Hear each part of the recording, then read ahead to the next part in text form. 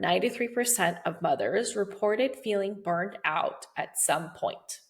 Raising a child takes a village, but many of us don't have a village. We don't have access to a village, whether it's because you don't have family nearby, maybe you don't have a good relationship with that family, or maybe that family isn't helpful. We cannot continue to hold ourselves to the same standard. We have to adjust our standards for ourselves as mothers for us to make it out of this whole thing alive and thriving, okay? Because it is so important for you to not only survive, but to thrive. In the words of Ali Wong, we have suffered enough and we get to enjoy motherhood, we get to enjoy life, we get to enjoy our marriage while we are raising kids. Welcome to the Marriage and Motherhood podcast. I'm your host, Michelle Perda. As a marriage coach who's married with 3 kids, I know how much parenthood could change a marriage. If flirting, laughing, and having fun together feels like a thing of the past, then I'm here to teach you that marriage doesn't have to feel so hard with your parents, and your marriage can thrive even when you're in the season of raising kids. Whether you're in a good place in your marriage and you just want to continue growing together, or you're wondering if you even like your spouse anymore, this podcast has something for you. Join me here each week as we dive into what it takes to help your marriage grow, and maybe even do a 180. You'll learn ways to handle conflict better, bring that spark back into your relationship, as well as learn how to improve other areas of your life from my lovely guest experts.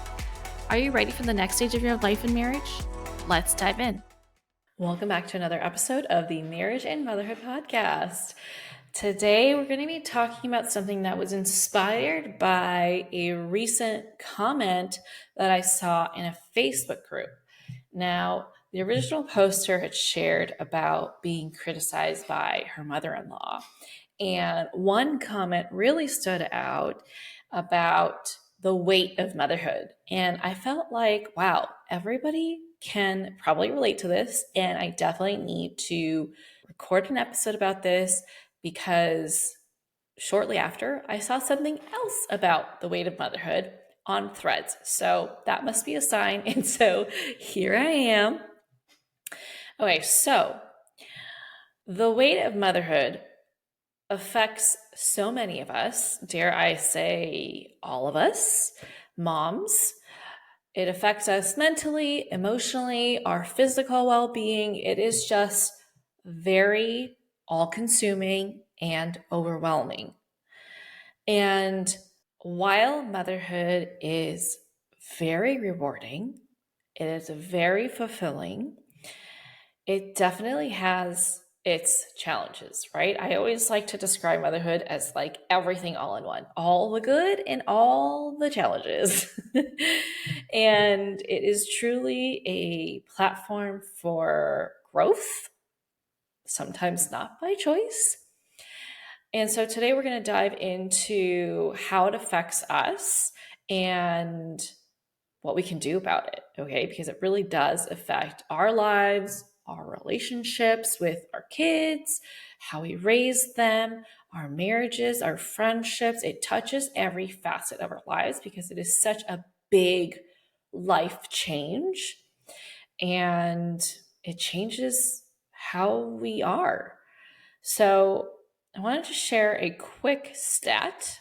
And actually, this episode is going to have a lot of those because I found them all very interesting. And I couldn't pick which ones to share. So I'm going to just share all of them for those who love stats. So in a survey from Motherly back in 2021, so it is 2024. We are well into the COVID era. But back in 2021, they noticed that an unsurprising number, 93% of mothers reported feeling burned out at some point.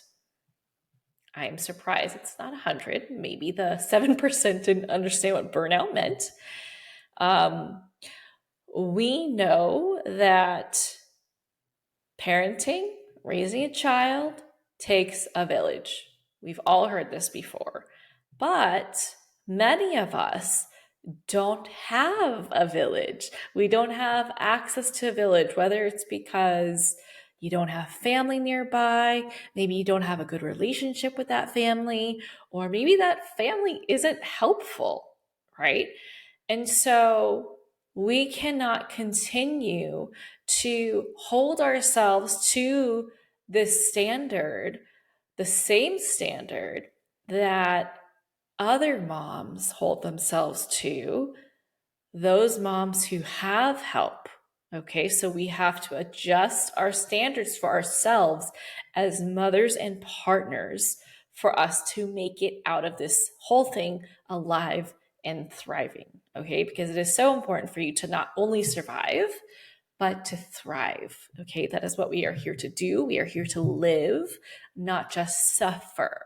Okay, so for those who are Ali Wong fans, in the words of Ali Wong, we have suffered enough and we get to enjoy motherhood, we get to enjoy life, we get to enjoy our marriage while we are raising kids. Okay, and so let's dive into the mental load of motherhood. Okay. So if you are a mom, you have likely heard of the phrase mental load. Okay. And if you haven't and you've been living under a rock, or maybe this is just an American phrase and you really don't know what I mean, this is how women, mothers, are often expected, whether it's intentional or not, to carry and manage the tasks of every single person in the household, right? Your own stuff plus the kids, the school stuff, the health stuff, the getting stuff done around the house, right? The chores, the raising of the kids, the groceries, like the laundry, every single thing, okay? Society and past generations where women truly played the role of martyr has leaked into our generation because, duh, we learned from previous generations on what to do, what the standards are, right? And so that's the mental load, is we are constantly keeping track of so many things in our head. And that's why we are always thinking so much, and it's hard to turn off our brains because there's just so much to do all the time, so many things to remember, right? And here's another fun fact or stat. 86% of working mothers say they handle the majority of balancing everything, worrying about the kids' well-being, schoolwork, health, extracurricular activities, their emotional well-being, all of that. Another fun stat from Bright Horizons, which I believe is the preschool.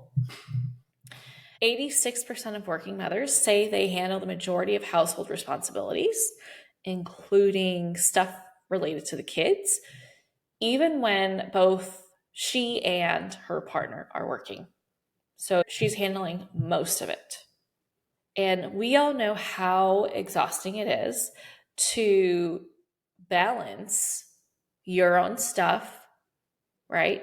In addition to worrying about the kids, how well they're doing, if they're eating healthy, their schoolwork, their extracurricular activities, birthday parties, school stuff, like just everything, right? And remembering not only your stuff can be a lot, but having to remember all of everybody else's, right? So, like, for example, there is a family photo shoot that we have coming up. And I'm like the person to think of all the outfits. What's everybody going to wear? Oh, I got to buy all that and plan all that.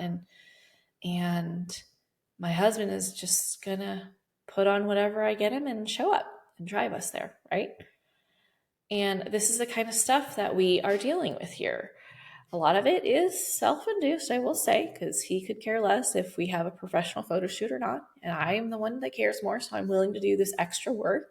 But this is just an example of more stuff that we have to be concerned about. Meanwhile, the guys are concerned about safety and money and all that, right? But it does play a toll on us because we are caring more about these different aspects of our lives, of our kids' lives, and focusing really on our relationships with them, right? We care about them being okay. We care about our relationship with our kids. And so that takes up a lot of our mental capacity and emotional capacity, because when things aren't going well, we are affected by that. We feel like it's a reflection of how good of a mom we're being, when really that's not always the case. And that is something that we are putting on ourselves because that's what we've been taught. And that doesn't discount the heaviness that exists because of that, right? And then there's the physical demands, the exhaustion. Oh my gosh, the exhaustion, right? Do you remember when you had a newborn, or if you're in the stage, how like fragmented your sleep was, right? In that fourth trimester, it felt like just one long ass day where you just get to nap, right? You don't have any solid sleep whatsoever. And you have this like really loud alarm clock. It's like, feed me, or change me, hold me, right? And then when you move into the toddler stage, it's like, it's a crapshoot. Am I going to get a full night of sleep, or are you going to consistently wake up? Or are you going to keep coming out of your room? And I have to just like stand guard and remind you, no, it's bedtime, right? It's just unpredictable.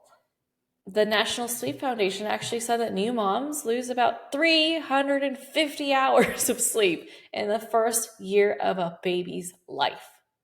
That really, like, wow, my eyes are so wide right now just reading that stat. And it is believable because I've lived it, but also like, wow, that is a lot of sleep loss. I have never thought to add that all up, but that is insane. And I am so jealous of moms whose kids sleep so well, because I did not have that with my babies. I love them. And also, mom just needs some sleep sometimes, or all the time, actually. But when we're tired from raising kids, from breastfeeding or pumping, or waking up to give them formula, whatever, and then taking care of the house, and all of that affects our health. When we are exhausted, that weakens our immune system. When we're exhausted, that affects our emotional well-being, our willingness to connect with our kids, our patience level, our willingness to connect with our spouse, right? All of that is compromised because we are tired. We can't handle as much stress. And then we are just in a state of like hyper reactivity. It's not good for anybody, but it's become normalized because this is our experience. And when we don't have help, we don't feel like we know what to do or who to turn to. And so we just kind of accept it for what it is. And then our relationships are impacted, right? Our relationship with ourselves, we stop taking care of ourselves, we put our babies first, and we stop tending to our own needs. Like, I never thought that I would be the kind of person who would not eat on time, because I love food and I get hangry, and I was very on the dot about eating. And then after kids came, it's like, oh, I forgot to eat lunch. Whoa, I never thought I would be that person, right? And then our social circles are affected, right? You start to have less time and energy to hang out with your friends. There's like this funny reel out there where it's like two moms trying to coordinate, but really they're happy when things get canceled because they would rather sleep, right? Because going out means planning, right? A lot of planning, making sure the kids are okay before you go out, syncing up with your partner, maybe even like preparing meals so that they're okay, and you make it easier for them to take care of the kids when you leave, so that you don't feel as guilty about, oh my god, what are my kids eating when I leave? Like, are they eating just like trash when I go? Is the dad going to be okay? Are my kids going to be okay? Are they going to sleep okay? Or are they going to be distraught? Like, all these like thoughts and worries swirling through your mind, right? And so for you, you're like, it's just easier if I don't go. but you know how important it is to have that time to yourself, to be just responsible for yourself and not of other people, right? Like I recently went on a girls' trip to Vegas. I went from Thursday to Sunday, and I came back, although only did maybe like 4 hours of sleep each night. I came back feeling like a brand new person. Just because that mental and physical exhaustion of taking care of kids wasn't a thing. I was only responsible for myself. I woke up when I wanted to. I got to get ready without being interrupted. I got to eat what I wanted to. I got to sit down in a restaurant and talk to people and have full conversations. Right? And it was like, oh my gosh, I need to do this more often, right?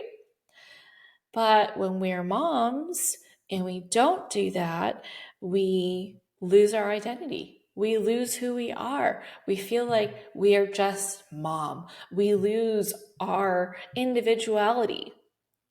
And then also, our friendship circles tend to shrink because we start to have a hard time relating to people who aren't moms, right? Because all we do is talk about our kids. And I try so hard to not, but it's like they take up so much of our lives. It's hard not to talk about them because most of our experiences include them, right? And we can sometimes end up feeling really lonely after kids when we don't have that tight knit circle of people who we can relate to or people that are there for us, right? And then, not to mention how much motherhood affects our marriage, right? If you have been a listener of this show for a while, I talk about this a lot, right? How motherhood can strain your marriage, about how moms often struggle to prioritize their marriage because they are always taking care of their kids, taking care of the house, and letting the social pressures of what it means to be a good mom and what we need to do to fulfill that image, that reputation, that role. And so we look at our kids, we're like, well, you're helpless. You need my help. I need to keep you safe. I need to make sure you're healthy and raise you into being a kind human being. And you look at your spouse and you're like, well, you're a full grown adult. You don't need me.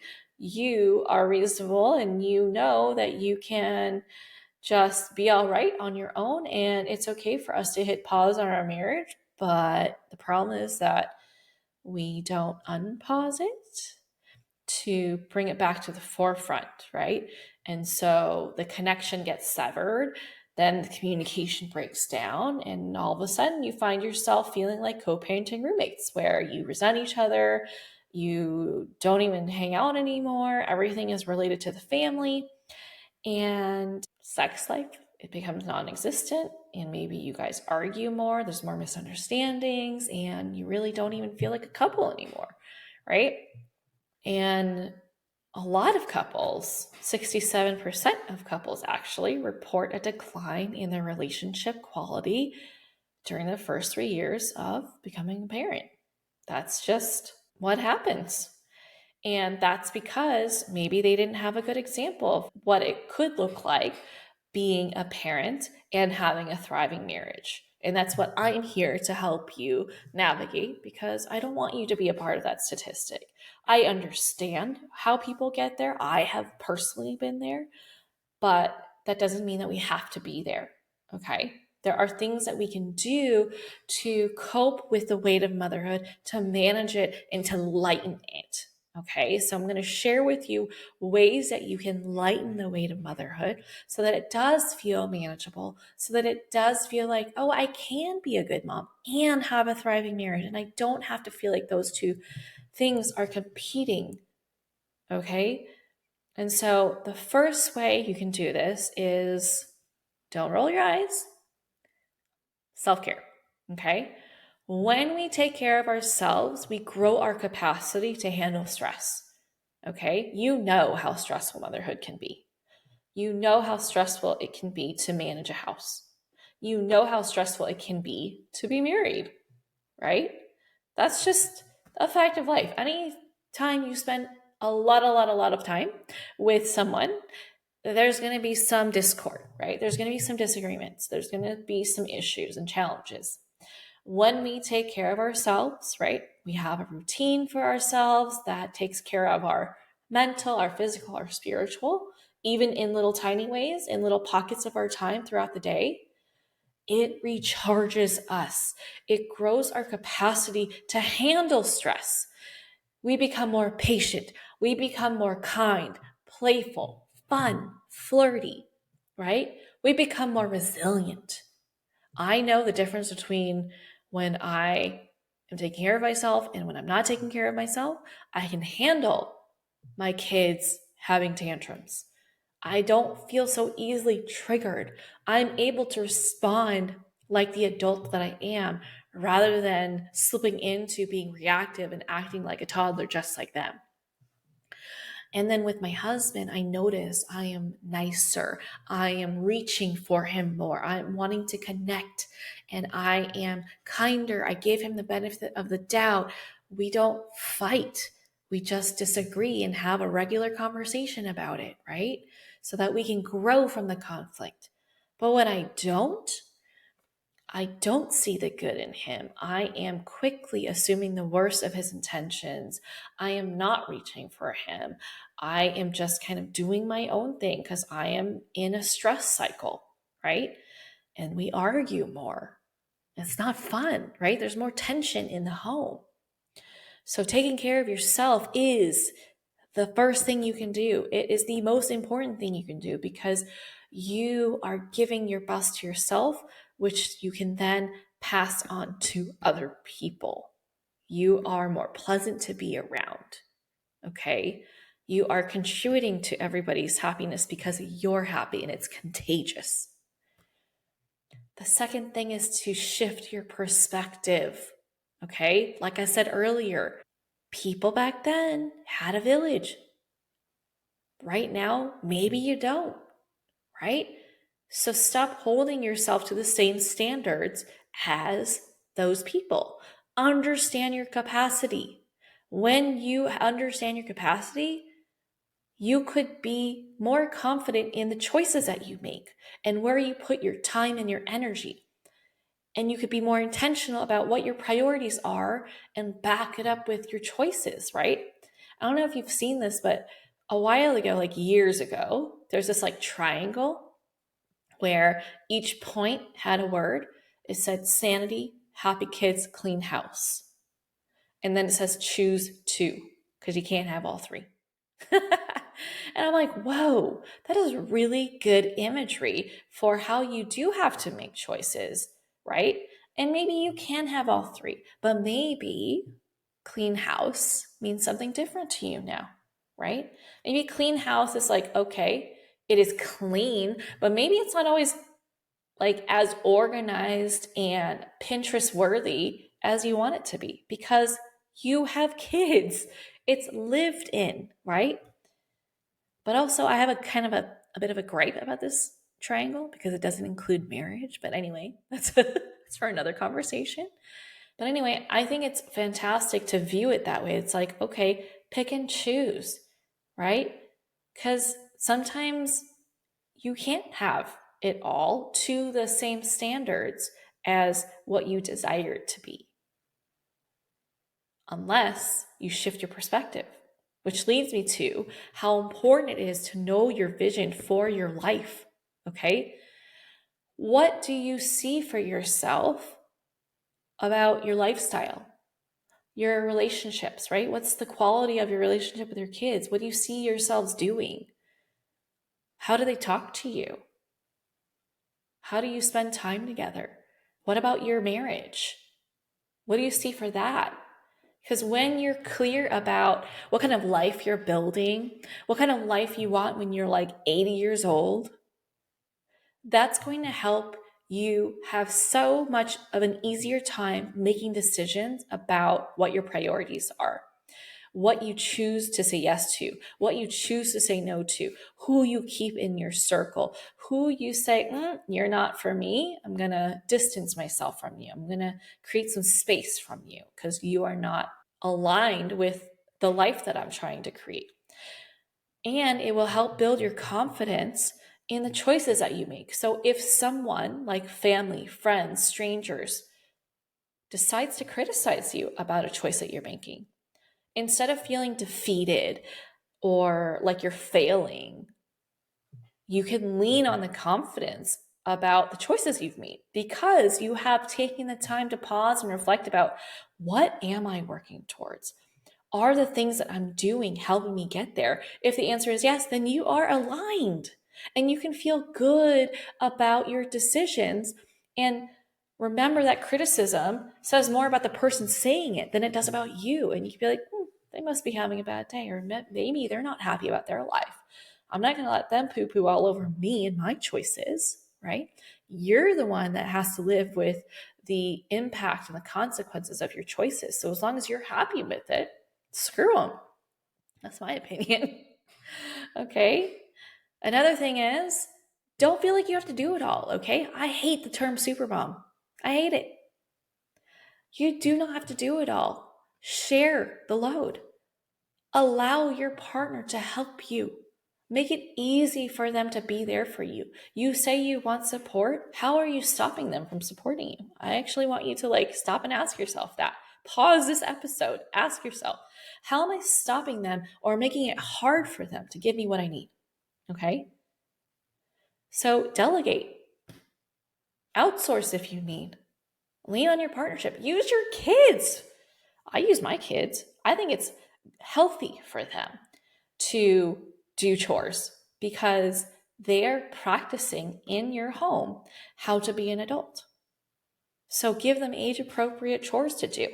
My 4-year-old puts utensils away and she puts utensils on the table for dinner time. She clears her own place. She helps with laundry, right? She switches the clothes from the washer to the dryer. She helps put the clothes that are dried into the basket. Okay?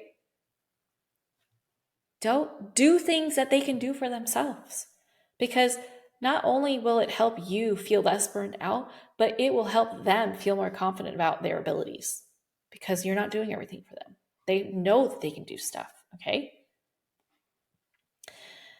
And also have a conversation with your spouse about, hey, these are the things that we need to do. What are the things that you can add to this list? Okay, how are we going to divide and conquer this? I love to look at what we each prefer to do and then work off of that and then cherry pick the rest, right? Or you can use the wheel if you need some variety. You can take turns doing stuff. There are so many different ways you can arrange this, okay?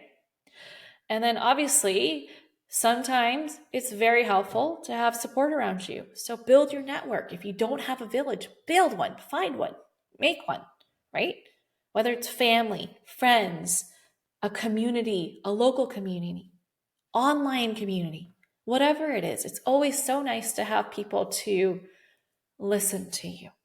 For someone to really see you in the challenges that you're experiencing, and just so you have someone to get it off your chest. Maybe trusted sources to give you advice, okay? And as always, professional help is always out there, coaching or therapy, right? I can support you in helping you release the weight of all that you're experiencing so that it's not putting your life, your relationships at risk of severing, right? Of disconnecting. Or if it's already there, I can help you reconnect it. I can help you do the repair work to create a brand new type of relationship. Okay? That's the beauty of coaching, is that you don't have to divorce your spouse to get a new marriage. You can reinvent, rebrand your marriage. Okay? Or go get therapy if you're feeling like your mental health is severely being affected. If you feel like you are in a rut and you feel depressed, or your anxiety is getting out of control, go get help. There's no shame in getting help at all. In fact, there's more shame that you're making yourself feel in sitting in not allowing things to change than there is than to raise your hand and be like, hey, I need help. I know I deserve better. I know my life can be better, right? You wouldn't think twice to help your kids. Can you offer yourself the same level of care and concern? Okay? The Weight of Motherhood is not for you to carry on your own. It is challenging, but it is very real. And there are things that you can do, okay? Acknowledge that you are carrying it. Acknowledge the weight that you're experiencing. Alter how you're living life. Alter your standards for yourself. Go find a community. Go get help, okay? I love you. I'm here for you. If you need help, reach out.